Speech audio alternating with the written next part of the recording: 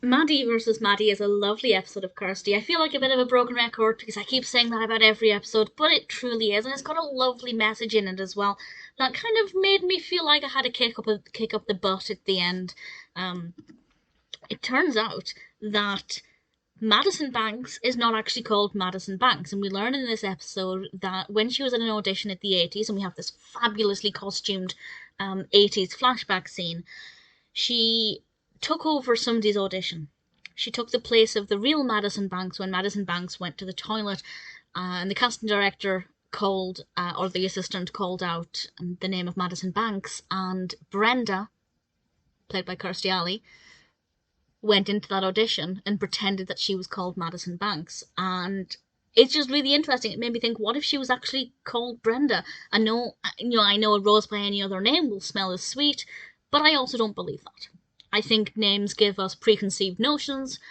Would Brenda have ever become as successful as Madison Banks? Madison Banks just sounds like a very glamorous name. So, a little bit of food for thought there.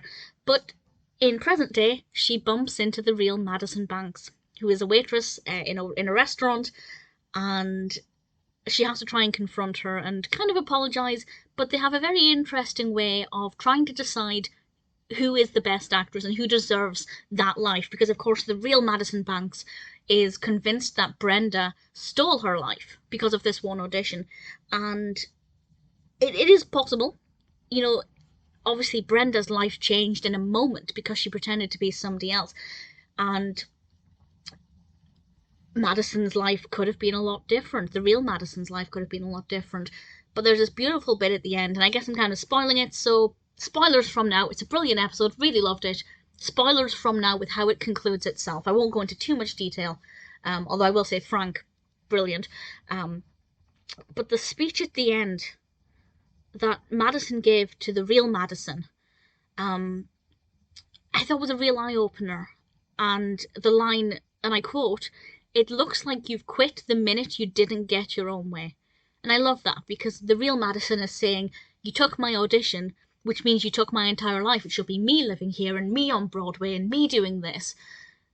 But as the fake Madison pointed out, Madison didn't get that audition, and she kind of just gave up because she'd lost the opportunity of a lifetime, so didn't go looking for others. And it is so easy to be knocked back and give up, even if you don't feel like you're giving up.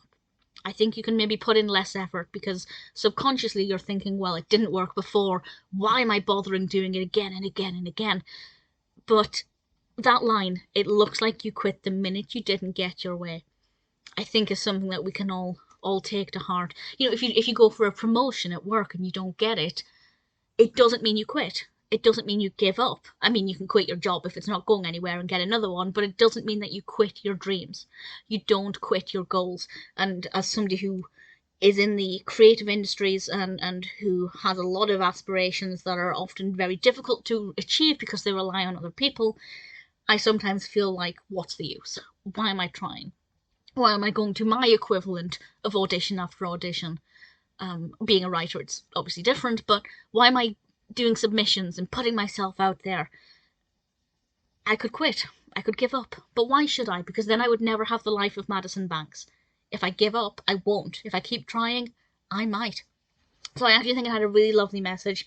And I do think that the fake Madison did actually feel quite sorry for what she did. Not sorry enough to trade lives with her, but sorry enough. And she also pointed out as well that she's worked very, very hard for where she got to. Yes, she got that role, but she got that role because she was talented. She lied about her name, but she got the role because she was the best of the people who had auditioned.